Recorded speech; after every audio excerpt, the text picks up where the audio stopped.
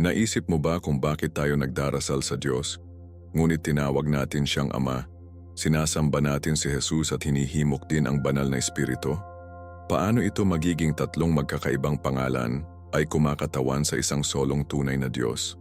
Pansin, sapagkat kung ano ang iyong matutuklasan ay maaaring magbago ng iyong espiritual na buhay magpakailanman. Maraming tao ang nabubuhay ng kanilang pananampalataya nang hindi talaga nauunawaan kung sino ang papalapit nila kapag nagdarasal. Sila, sumamba o sumisigaw. At iyon, mahal na tagapakinig, ay maaring limitahan ang iyong koneksyon sa kalangitan nang hindi alam ito.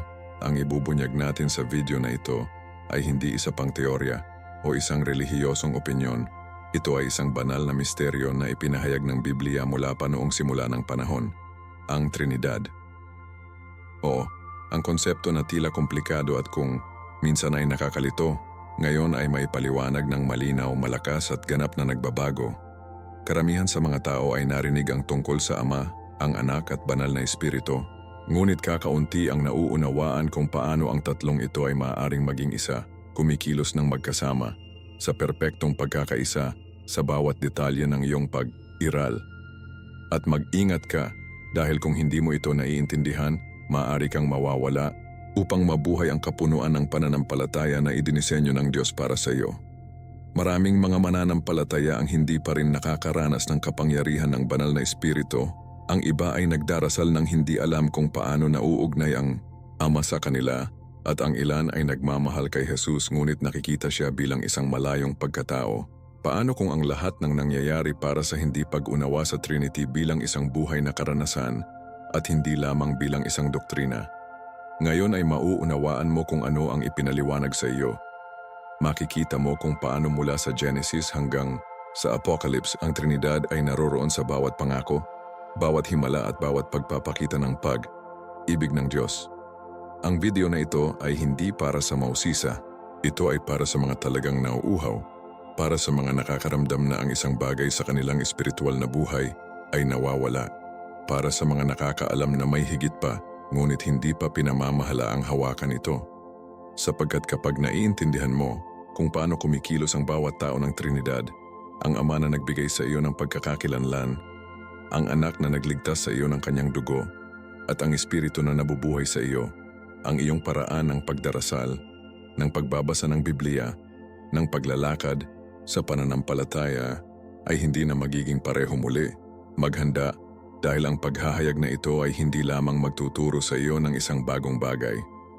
Bubuksan nito ang iyong mga espiritual na mata, ito ay buhayin ang iyong puso at direktang kumonekta sa pagkakaroon ng Diyos na hindi mo pa naramdaman. Handa ka na bang malaman ang tanging tunay na Diyos? Sa lahat ng kapunuan nito, mula sa simula ng panahon, ang Biblia ay naghahayag ng isang sagradong katotohanan na nag-iwan ng nalilito sa mga teologo, mananampalataya at espiritual na mga search engine para sa mga henerasyon. Ang Diyos ay isa, ngunit nagpapakita ng sarili sa tatlong magkakaibang paraan: Ama, Anak at Banal na Espiritu, habang pa rin ang isang solong Diyos. Ang misteryo na ito, na kilala bilang Trinity, ay hindi isang formula sa matematika upang malutas, ngunit isang paghahayag upang mag-eksperimento sa pananampalataya. Sa Genesis 1:26, nabasa natin ang isang malakas na expression: gawin natin ang tao sa ating imahe, ayon sa ating pagkakapareho. Sino ang ginagawa natin? Hindi ito maaaring maging isang error sa gramatika. Doon, mula sa unang kabanata, hinahayaan na tayo ng Diyos na sulyap ang plurality sa loob ng kanyang unit. Hindi sila tatlong mga Diyos, ngunit isang Diyos sa tatlong tao. Hindi ito isang enigma upang maunawaan na may luhika ng tao, ngunit isang banal na paanyaya na makilala ang Diyos sa kapunuan nito. Ang susi ay nasa pananampalataya, sapagkat mula lamang sa pananampalataya, maaari mong makuha ang hindi nakikita ng mga mata ngunit nakikilala ang Espiritu. Kapag isawsaw natin ang ating sarili sa Ebanghelyo ni Juan, ang lahat ay nagiging mas malalim. Sa Juan 1:1 sinabihan tayo, sa simula ito ay ang pandiwa, at ang pandiwa ay kasama ng Diyos, at ang pandiwa ay Diyos. Ang pandiwa na ito ay walang iba kundi si Hesukristo, ang walang hanggang anak, na hindi nilikha, ngunit palaging umiiral kasama ang Ama. Hindi siya isang nilalang o isang simpleng propeta, ngunit ang Diyos mismo na nagpasya na maging laman. At kung patuloy nating basahin ang Taludtod 14, natuklasan natin, at ang pandiwa ay naging laman at nanirahan sa gitna natin. Ang Biblia ay hindi nag-iiwan ng silid para sa mga pag-aalinlangan. Hindi dumating si Jesus sa ibang pagkakataon, siya ay palaging. Ngunit kahit na mas kamangha-manghang ay sa parehong kwento ng paglikha, lilitaw din ang banal na Espiritu. Sa Genesis 1:2 sinabihan tayo na ang Espiritu ng Diyos ay lumipat sa mukha ng tubig. Ang Ama, ang Anak at ang banal na Espiritu ay aktibo sa oras na nabuo ang lahat. Mula sa simula, ang Diyos ay kumilos bilang Trinidad. Hindi ba iyon kahanga-hanga? Ang ilan ay sumusubok na mangangatwiran sa Trinity na parang isang formula na dapat malutas na magkaroon ng pananampalataya. Ngunit ang katotohanan ay ang misteryo na ito ay hindi nilinaw sa pangangatuwiran ng tao, ngunit may mga espiritual na karanasan. Ang Trinidad ay nauunawaan kapag nabuhay. Ito ay tulad ng totoong pag-ibig, hindi mo maipaliwanag ito ng mga salita, ngunit alam mo kung ano ang nararamdaman mo, nabubuhay mo ito, ibahin ang anyo ng lahat. Gayon din ang nangyayari sa Diyos. Tinatawag ka ng Ama, iniligtas ka ng Anak, at gagabayan ka ng banal na Espiritu. Ang bawat tao ng Trinidad ay may isang tiyak na gawain sa iyong buhay, at magkasama silang nagtatrabaho sa perpektong pagkakaisa upang maakay ka sa kapunuan ng pananampalataya. Hindi kinakailangan na komplikado sa mga mahirap na teolohikal na termino, sapat na upang buksan ang puso at hayaang magsalita ang Biblia. Hayaan ang Espiritu ng Diyos na ibunyag sa iyo, sa panalangin, ang banal na pagkakaisa na pumapalibot sa iyo. Isipin ito, isang lampara na nagbibigay ng ilaw, init at enerhiya. Mayroong tatlong mga pagpapakita, ngunit ang mapagkukunan ay pareho. Ito ang ating Diyos. Tatlong paraan ng pag-arte, ang parehong kakanyahan. Hindi sila magkahiwalay na mga tungkulin o ang mga nakahiwalay na pag-andar, ngunit isang solong kalikasan na ipinahayag sa walang kondisyon na pag-ibig para sa iyo. Kapag nagdarasal ka sa Ama, hindi mo binabaliwala ang Anak o ang Espiritu. Kapag siklora sa pangalan ni Jesus, hindi mo binabawasan ang Ama. At kapag pinapaginhawa ka ng banal na Espiritu, ito ang Diyos na yakapin ang iyong kaluluwa. Napagtanto mo ba ang laki nito? Hindi namin pinag-uusapan ang tungkol sa mga malamig na konsepto, pinag-uusapan natin ang paraan na nauugnay sa iyo ng Diyos araw-araw. Siya ay isang malapit na Diyos na inihayag ang kanyang sarili bilang Trinidad na huwag malito ngunit ang pag-ibig ng lubusan, at narito ang pinaka-personal na bahagi. Ang paghahayag na ito ay hindi nakalaan para sa mga pastol o iskolar ng Biblia. Magagamit ito para sa iyo ngayon. Sa tuwing babasahin mo ang salita, ito ang banal na Espiritu na nagpapaliwanag sa iyo. Sa tuwing nawawala ka, si Jesus ang naghahanap sa iyo. At sa tuwing iniisip mong hindi ka na makakaya, ito ang Ama na nagpapanatili sa iyo ng kanyang lakas. Hindi mo kailangang maunawaan ang lahat upang maniwala, ngunit kailangan mong maniwala upang simulan ang pag-unawa. Ang Trinity ay isang regalo na nagbabago sa iyong relasyon sa Diyos, sapagkat pinapayagan ka nitong makita kung paano ang bawat aspeto ng iyong pagiging spill sa iyo na may layunin. At kung ang misteryo na ito ay nakakaantig sa iyong puso, maghintay hanggang matuklasan mo kung ano ang itinuturo sa amin ng mga banal na kasulatan tungkol sa perpektong pagkakaisa ng banal. Pumasok na kami ngayon kung paano nakumpirma ang katotohanan ito sa buong Biblia.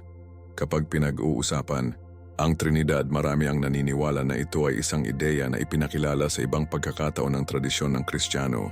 Gayunpaman, kapag maingat na obserbahan ang mga banal na kasulatan, natuklasan natin na ang banal na pagkakaisa ng Ama, ang Anak at ang banal na Espiritu ay naroroon mula sa simula hanggang sa katapusan.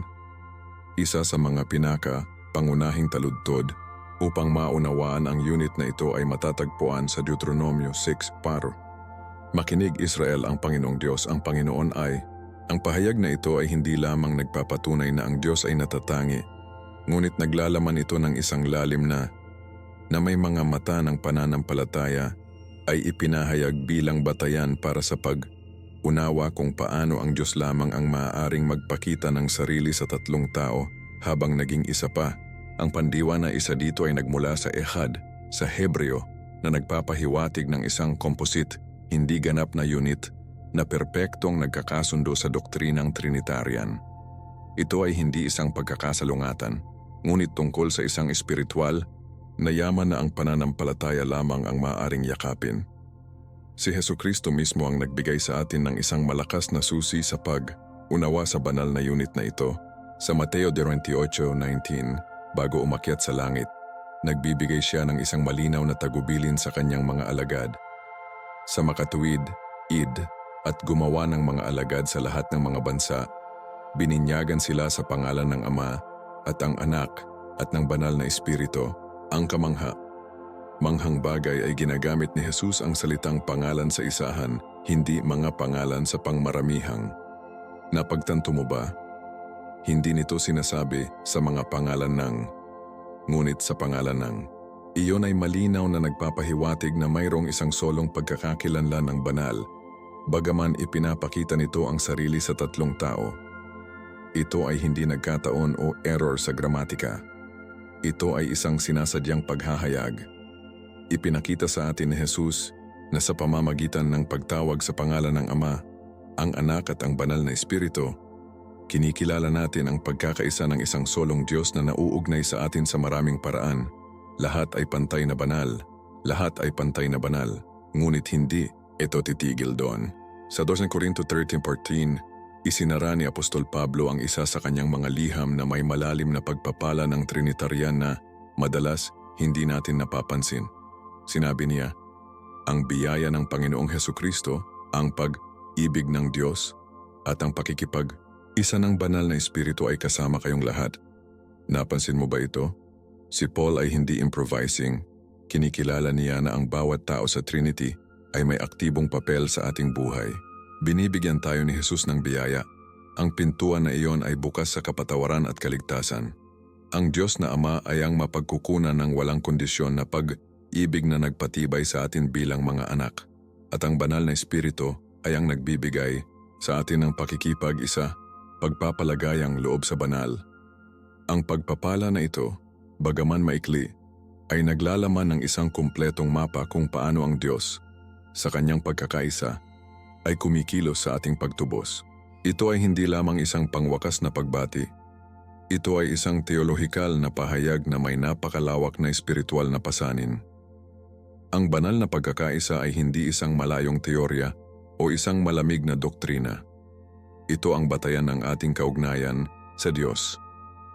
Kapag nagdarasal tayo, kapag sumasamba tayo, kapag binabasa natin ang Biblia na naghahanap ng isang gabay, nakikipag-ugnay tayo sa nag-iisang tunay na Diyos na nagpapakita bilang isang Ama, na nakikinig, isang Anak, na nakikipag-ugnay at Espiritu na nakakaaliw. At ang unit na yon ay nagiging nasasalat sa ating pang-araw, araw na karanasan kapag tumigil tayo sa paghihiwalay sa pinag-isang Diyos. Hindi ito tungkol sa pagpili kung sino ang manalangin o kung aling tao ng Trinidad ang mas mahalaga. Nabubuhay na may kamalayan na ang bawat isa ay kumikilos sa perpektong pagkakaisa, isinasagawa ang kalooban ng Diyos mismo. Inaanyayahan tayo ng pananampalataya na ipasok ang malalim na pakikipag-isa na kinikilala na ang pag-ibig ng Ama, ang sakripisyo ng Anak at ang kapangyarihan ng Espiritu ay hindi mapaghihiwalay at gumana ng magkasama para sa ating kabutihan. At kung ang lahat ng ito ay tila masyadong mataas, sapat na upang obserbahan kung paano nabuhay ang mga unang Kristiyano sa banal na unit na ito sa kanilang pang-araw, araw na kasanayan. Hindi nila pinagtatalunan kung lohikal ang Trinidad, nabuhay nila ito. Sa bawat panalangin, sa bawat himala, sa bawat pangangaral, ang pangalan ng Ama, ang Anak at ang Banal na Espiritu ay naroroon. Ito ay hindi isang walang laman na formula. Ito ay ang buhay na pagpapakita ng isang Diyos na lumapit sa kanyang mga tao ng lubos. At tulad ng kanilang nabuhay sa kapangyarihan ng unit na iyon, tinawag din tayong maranasan ito. Sapagkat ang pag-alam sa Diyos ay hindi lamang pagbabasa tungkol sa Kanya, ngunit naninirahan sa Kanya. At kung naintindihan na natin na ang Diyos ay isa, Ngayon kailangan nating malaman kung paano malinaw na ipinahayag ang pagkakaisa sa ating buhay. At para doon, gagamitin namin ang mga guhit na gagawing mas malinaw ang misteryo na ito. Minsan ang pinakamalalim na pananampalataya ay kailangang ipaliwanag sa pinakasimpleng buhay. Si Jesus mismo ay gumagamit ng mga talinghaga at halimbawa ng araw upang ibunyag ang mga hiwaga ng kaharian ng Diyos. Ang parehong napupunta para sa misteryo ng Trinidad. Bagaman ang Diyos ay walang hanggan at ang ating limitadong pag-iisip ng tao, maaari nating lapitan ang kanyang pag-unawa sa pamamagitan ng mga guhit na bahagyang sumasalamin sa kanilang kakanyahan. Ang isa sa mga pinakaginagamit ay ang tubig. Pag-isipan ito, ang tubig ay maaaring nasa likidong form, tulad ng solidong yelo o bilang singaw. Tatlong magkakaibang paraan, ngunit ang parehong sangkap, H2O. Gayon din ang Diyos. Maaari siyang magpakita bilang isang ama, bilang isang anak na lalaki o bilang isang banal na espiritu, ngunit ang kanyang kalikasan ay iisa. Hindi nito pinasimple ang Diyos, ngunit tumutulong sa amin na maunawaan kung paano ito maipahayag ang sarili sa maraming mga paraan ng hindi naghahati. Sa lahat ng paraan, ang Diyos ay nananatiling ganap. Ang isa pang makapangyarihang paglalarawan ay ang araw. Mula sa lupa, nakikita natin ito bilang isang solong bituin, ngunit mula dito ay sumisira ng ilaw, init at enerhiya. Ang bawat isa sa mga pagpapakita na ito ay may isang tiyak na epekto. Ang ilaw ay nagpapaliwanag, ang init ay nagbibigay, sa buhay nagbabago ang enerhiya, ngunit lahat sila ay nagmula sa isang solong mapagkukunan. Ito ang Diyos. Ang ilaw na nagpapakita sa atin ng daan ay si Jesus. Ang enerhiya na nagbabago sa atin ay ang banal na espiritu. At ang init na nagbibigay sa atin ng buhay ay ang pag-ibig ng Ama. Ang bawat isa ay kumikilos ng iba, ngunit ang pinagmulan nito ay isa, ang walang hanggang Diyos na lumikha ng langit at lupa. Ang imaheng ito ay tumutulong sa maraming mga mananampalataya na mailarawan kung paano maaring magkaroon ng pagkakaiba, iba sa pagkilos, nang walang dibisyon sa kakanyahan. Ang pananampalataya muli ay ang susi na magbubukas ng pag-unawa na ito, ngunit mag-ingat. Bagaman ang mga guhit na ito ay makakatulong, walang namamahala upang lubos na makuha ang kadakilaan ng Diyos. Halos mga anino sila, limitadong mga reflexes ng isang banal na katotohanan. Ang problema ay wala sa mga imahe, ngunit sa pag-iisip na ang Diyos ay maaaring mabawasan sa kanila. Ang Diyos ay higit pa sa tubig, higit pa sa araw, higit sa anumang nilikha. Siya ang tagalikha.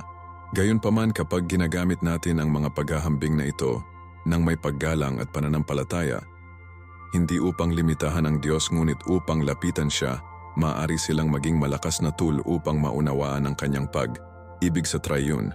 Ang Biblia, na ang ating gabay sa pananampalataya, ay hindi nagtatanghal ng Diyos bilang pagkalito, ngunit bilang isang Diyos ng kaayusan. At sa pamamagitan ni Hesukristo, ang banal na espiritu at ang Ama, makikita natin kung paano kumikilos ang banal na kautusan sa ating buhay. Bilang karagdagan, ang mga guhit na ito ay hindi lamang nagsisilbi upang ipaliwanag, kundi pati na rin mabuhay. Halimbawa, kung ang Diyos ay tulad ng tubig, nangangahulugan ito na ang kanyang presensya ay maaring umangkop sa kailangan natin. Nasa isang sandali ka ba? Doon siya ang yelo na nagpapanatili sa iyo. Kailangan mo bang dumaloy sa biyaya? Siya ang buhay na tubig na nagre-refresh sa iyo. Kailangan mo bang itaas ang iyong sarili sa itaas ng mga problema? Siya ang singaw na tumataas at dadalhin ka sa kanya. At ang araw? Kung ikaw ay nasa kadiliman, ang Diyos ang ilaw na nagpapalabas ng lahat ng anino. Kung ang iyong puso ay malamig, siya ang init na nag-aapoy sa iyo. Kung sa tingin mo nang walang lakas, siya ang enerhiya na nagtutulak sa iyo. Nakikita mo ba ito? Ang Trinidad ay hindi lamang doktrina. Ito ay isang aktibo, pang-araw-araw na pagkakaroon na nagbabago sa bawat aspeto ng iyong espiritual na buhay. At sa gayon, ang tila mahirap maunawaan ay nagsisimula na mabuo sa puso, sapagkat hindi ito tungkol sa pag-unawa na maniwala, ngunit upang maniwala na magsimulang maunawaan. Ang mga larawang ito ay isang unang hakbang lamang, isang tulong para sa iyong isip at espiritu upang buksan ang paghahayag kung sino talaga ang Diyos. Ngunit ang darating ngayon ay mas mahalaga. Dapat tayong mag-ingat sa mga maling ideya tungkol sa Trinidad na maaaring mapahamak ang ating pananampalataya at lumayo sa totoong kaalaman ng Diyos na isiniwalat sa Biblia. Sa makatuwid, sa susunod na punto, tatanggihan natin ang ilang mga karaniwang paniniwala na tila walang kasalanan, ngunit talagang ililipat nito ang puso ng katotohanan sa Biblia tungkol sa Ama, ang Anak at Banal na Espiritu. Kung pinag-uusapan ang tungkol sa Trinidad, karaniwan na makahanap ng mga nalilito na tao.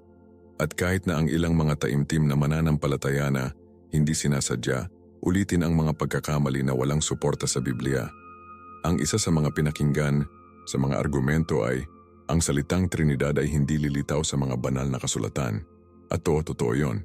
Ang termino tulad nito ay kalaunan ay pinagsama ng mga unang teologo ng Kristiyano na magbubuod ng isang katotohanan sa Biblia. Ngunit ang katotohanan na ang salita ay hindi nakasulat ay hindi nangangahulugang ang konsepto ay hindi naroroon. Ito ay tulad ng salitang Biblia na hindi lilitaw sa mga pahina nito, ngunit walang nag-aalinlangan sa pagkakaroon nito. Ang patutuo ng Trinidad ay nasa bawat sulok ng mga banal na kasulatan, mula sa Genesis hanggang sa Apocalypse. Ang mahalagang bagay ay hindi maghanap ng isang teknikal na termino, ngunit upang makilala ang banal na paghahayag sa pamamagitan ng pananampalataya na pinapayagan ng banal na espiritu na gabayan tayo sa katotohanan. Ang isa pang pangkaraniwang pagkakamali ay isipin na si Hesukristo ay isang propeta lamang o isang napakamarunong na tao na ginamit ng Diyos upang maiparating ang kanyang mensahe. Ngunit ang Biblia ay malinaw at direkta tungkol sa kung sino si Jesus. Noong Juan 8:58, idineklara ni Jesus, "Bago pa si Abraham, ako." Ang pahayag na ito ay hindi naiintindihan ng mga Pariseo sapagkat alam nila mismo ang sinasabi niya. Kinikilala niya ang parehong ako na nagsalita kay Moises mula sa nasusunog na bush sa Exodo 3:14. Si Jesus ay hindi lamang nagsasalita sa pangalan ng Diyos, si Jesus ay Diyos. At nang maglaon, nang makita siya ni Tomas na nabuhay muli, hindi niya siya tinawag na guro. Kahit na Mesyas, sinabi niya, "Panginoon ko at Diyos ko," Juan 20:28. Iyon ay isang direktang pagsamba. Kung si Jesus ay hindi Diyos, itatama niya si Tomas. Ngunit hindi niya ginawa. Dahil ang pahayag na iyon ay totoo.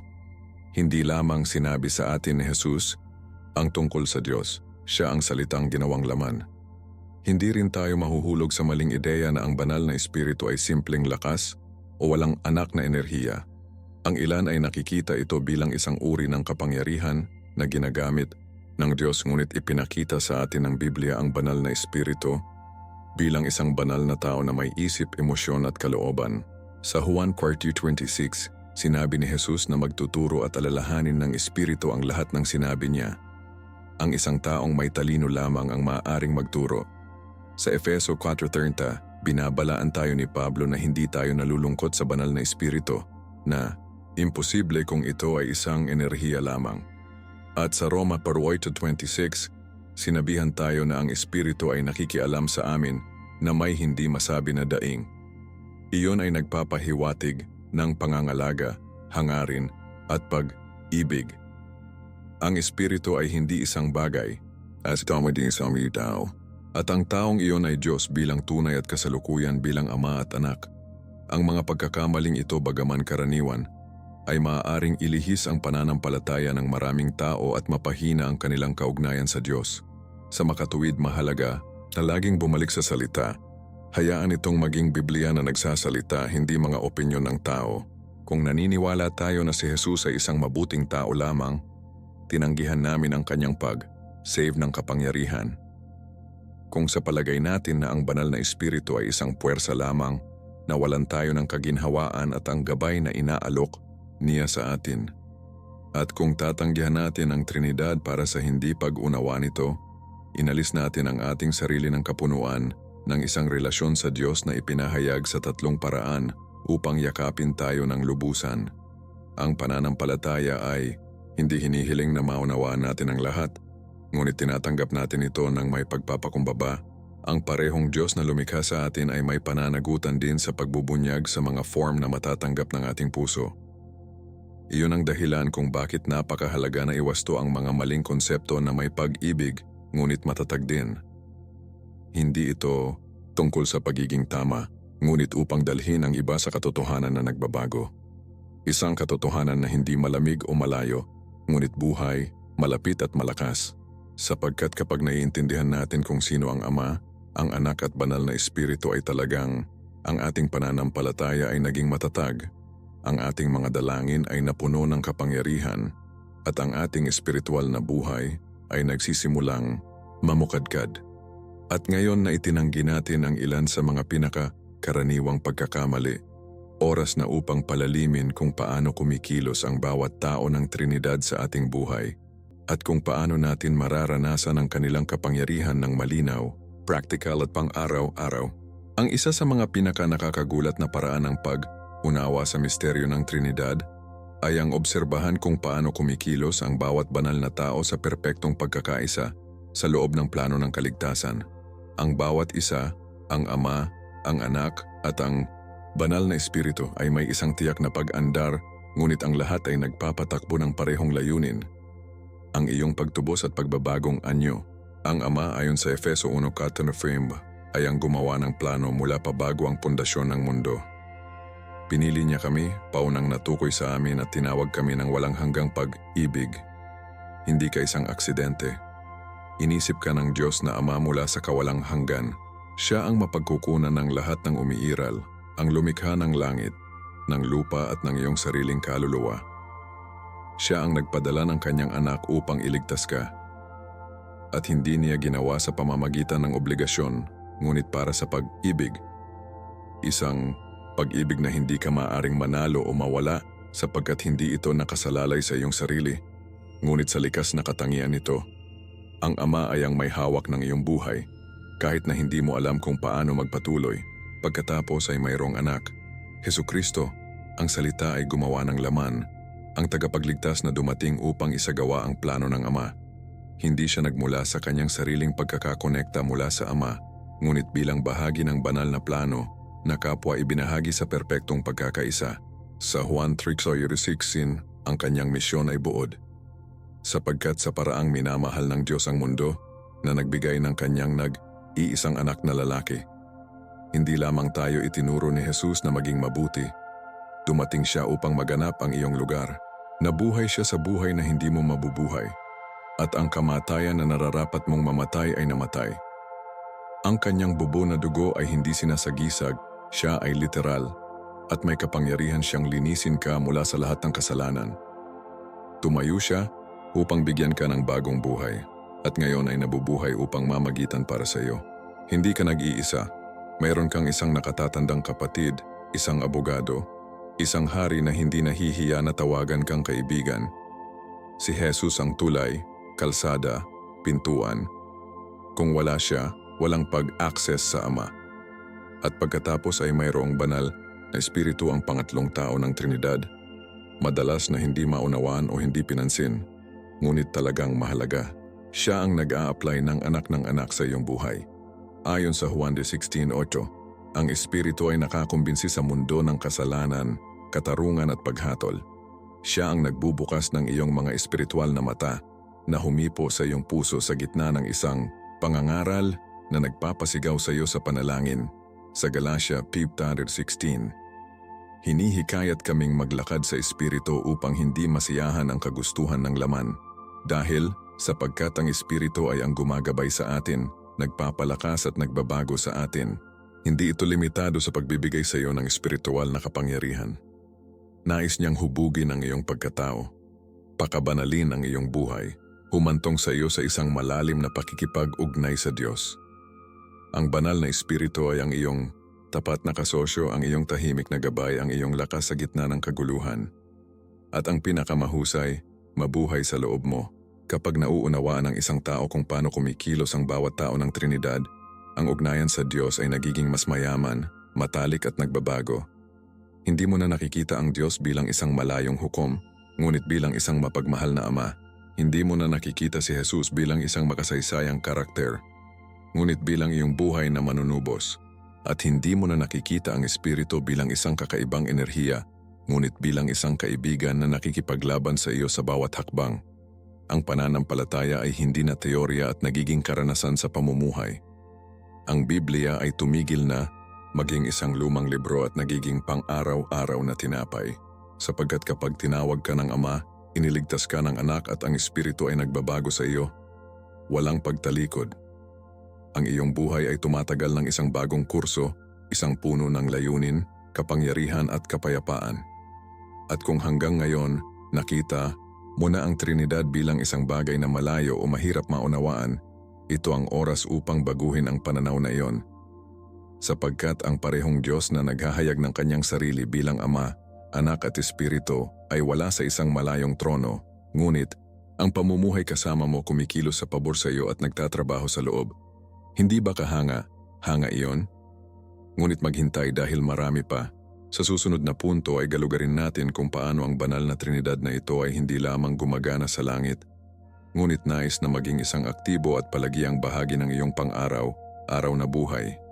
Sapagkat oo, ang Trinidad ay maaring manirahan sa iyo, tulungan kang malampasan ang kasalanan at gabayan ka patungo sa isang buhay sa kabanalan.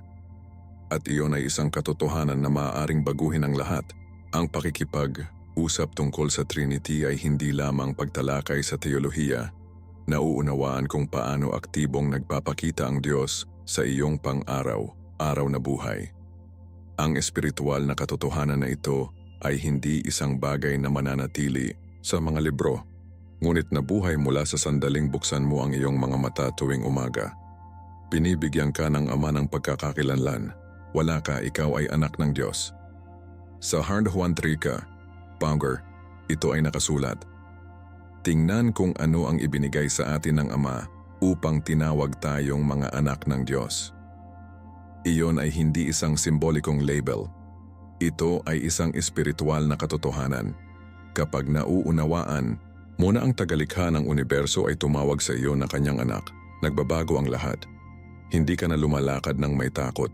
Huwag tukuyin ang iyong sarili sa iyong mga pagkakamali o sa iniisip ng iba.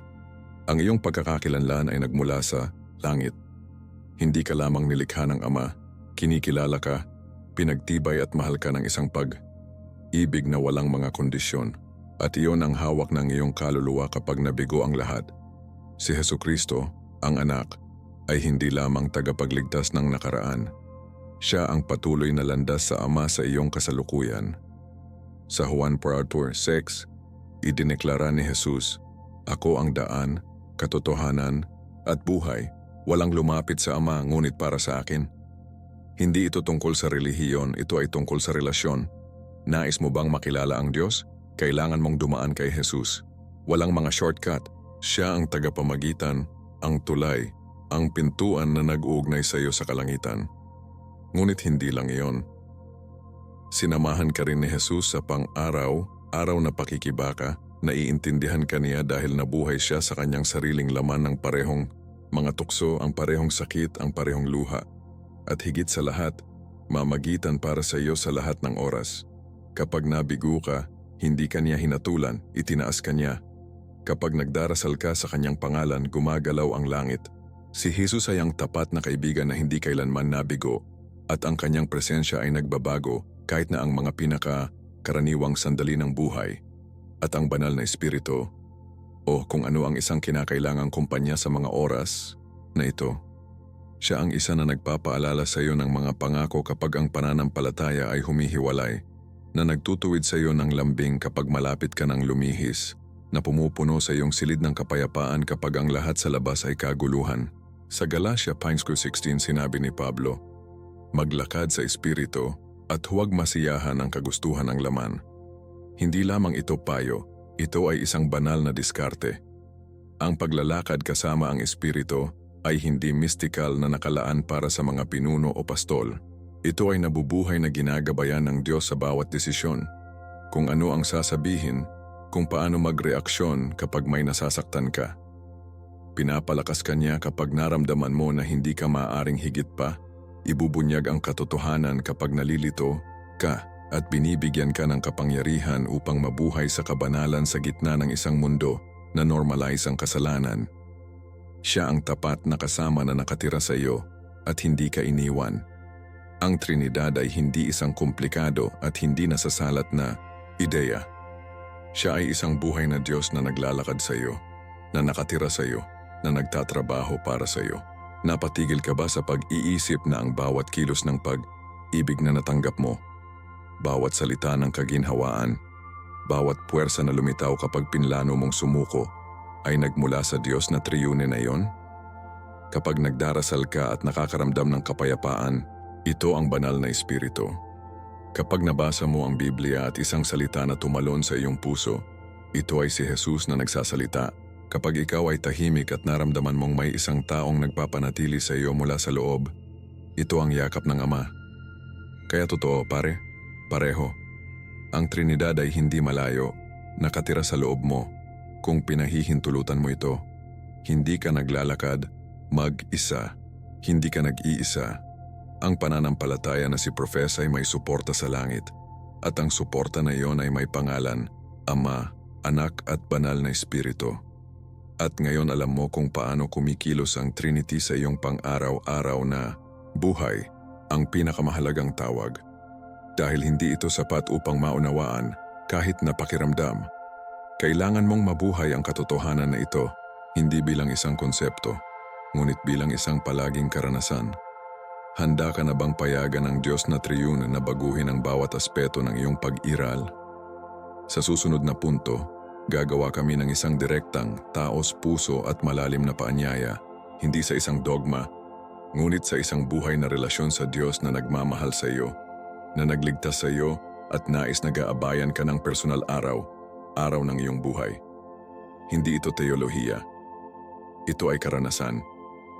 Naabot namin ang isang punto kung saan hindi na ito tungkol sa pag-unawa, ngunit upang tumugon. Dahil ang Trinidad ay hindi isang equation ng teolohiko, ito ay isang buhay na katotohanan na tumatawag sa iyo ng iyong pangalan. Nabuo ka ng Ama gamit ang kanyang sariling mga kamay. Ibinigay ng Anak ang kanyang buhay para sa iyo, at nais ng banal na espiritu na manirahan sa iyo. Paano baliwalain ang gayong perpektong pag-ibig? Paano ipagpatuloy ang pamumuhay na parang ang Diyos ay hindi gumagana bawat segundo para sa iyo? Hindi ito isang mensahe upang kumbinsihin ka sa intelektual. Ito ay isang tawag mula sa langit upang mabuhay ng isang supernatural na karanasan. Si Jesus ay hindi nakahanap ng isang relihiyon. Siya ay dumating upang magbukas ng isang paraan. Ang Espiritu ay hindi ipinadala upang palamutihan ang mga kulto, ngunit upang baguhin ang iyong buhay. Ang Ama ay hindi malayo, hinihintay niya siyang sabihin na, oo, ang sagot mo lang ang nawawala. Kailangan mo lang mabuhay ang alam mo na. At narito ang lihim na hindi pa naiintindihan ng marami. Hindi mo talaga makikilala ang Diyos hanggang sa mabuhay mo ito bilang Trinity. Marami ang nagdarasal sa Ama ngunit huwag pansinin ang Anak. Ang iba ay nagsasalita tungkol kay Jesus, ngunit huwag maglakad kasama ang Espiritu. At may mga naghahanap ng kapangyarihan ng Espiritu, ngunit nakalimutan nila ang puso ng Ama. Ngunit kapag yakapin mo ang kapunuan ng Trinidad, nagbabago ang lahat. Ang iyong mga dalangin ay napuno ng kahulugan, buhay ang iyong Biblia, ang iyong pagsamba ay nagiging totoo. Sapagkat hindi ka na nakikipag-usap sa isang malayong Diyos, ngunit sa isang Ama na nakikinig, isang tagapagligtas na nakakaintindi, at isang espiritu na nagbabago sa iyo mula sa loob. Iyon ay kapag ang iyong pananampalataya ay tumigil sa pagiging isang gawain at nagiging apoy. At ang apoy na iyon ay ang nasusunog ngayon sa loob mo habang nakikinig sa mensaheng ito. Hindi ito aksidente. Ito ay tinatawag na banal. Kaya ngayon, hindi kita inaanyayahan na maunawaan ng higit pa. Inaanyayahan kita na sumuko. Sinabi mo ba sa Ama, narito ako, gawin mo ang kalooban mo sa akin, na kinikilala mo si Jesus hindi lamang bilang tagapagligtas ng mundo, kundi bilang iyong personal na tagapagligtas, at na binuksan mo ang iyong puso sa banal na espiritu upang kontrolin ang iyong isip, ang iyong damdamin, at ang iyong pang-araw na paglalakad. Magagawa mo ito ngayon. Hindi mo kailangang maging sa isang simbahan o maghintay na maging mas mahusay. Mahal ka ng Diyos na tulad mo, ngunit hindi iwanan ka rin ng pareho, ngunit upang baguhin ka. Ito ang karanasan na kinukuha ng milyong mga tao sa buong mundo.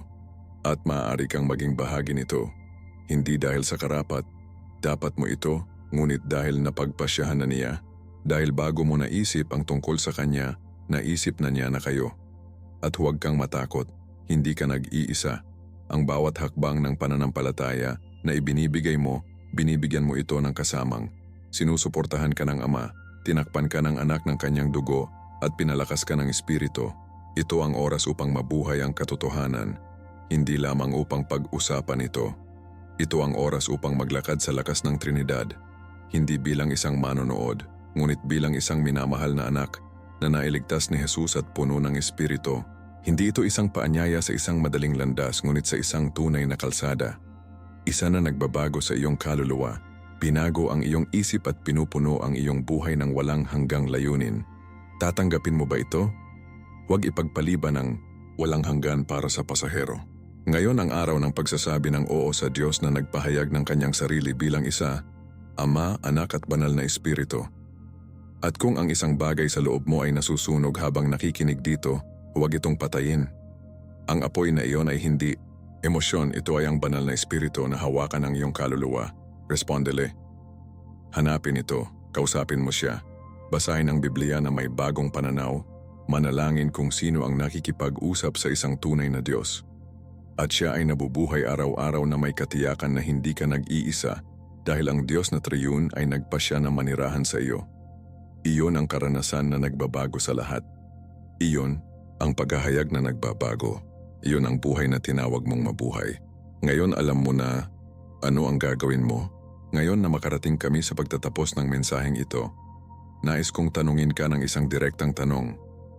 Alin sa tatlong tao ng Trinidad ang naramdaman mong pinakamalapit sa iyong pang-araw na buhay? At alin ang pinakagastos sa iyo upang maranasan? Ang iyong sagot ay maaaring magbukas ng isang malakas na pintuan ng espiritual na paghahayag, kaya ibahagi ito sa mga komento. Ang puwang na ito ay hindi lamang isang channel. Ito ay isang pamayanan ng pananampalataya kung saan natututo tayong magkasama upang maglakad kasama ang Diyos. At kung ang video na ito ay humipo sa iyong puso, huwag panatilihin ito para sa iyong sarili. Ibahagi ito sa isang taong kailangang maunawaan na hindi siya nag-iisa, na mahal siya ng Ama, iniligtas siya ng anak, at nais ng Banal na Espiritu na gabayan ang kanyang mga hakbang. Huwag kalimutan na mag-subscribe sa channel at buhayin ang mga abiso sapagkat ginagarantiyahan na hindi mo makaligtaan ang susunod na mga nilalaman na may upload natin, malalim na pagtuturo, mga nakatagong katotohanan sa Biblia at mga mensahe na magbabago sa iyong espiritual na buhay mula sa yugat. Tiwala sa akin. Ano ang darating pagkatapos ng video na ito ay higit na nagbubunyag. At dahil narito ka, mag-click sa video na lilitaw sa iyong screen. Doon ay ipapakita ko sa iyo ang isa pang malakas na pagtuturo na umaakma sa natutunan mo ngayon at dadalhin ka pa sa iyong pakikipag-ugnay sa Diyos. Kinausap ka ni Marco, pagpalain ka ng Diyos at mabuhay araw-araw sa ilalim ng gabay ng Ama, ang Anak at ang Banal na Espiritu. Magkita tayo sa susunod na video.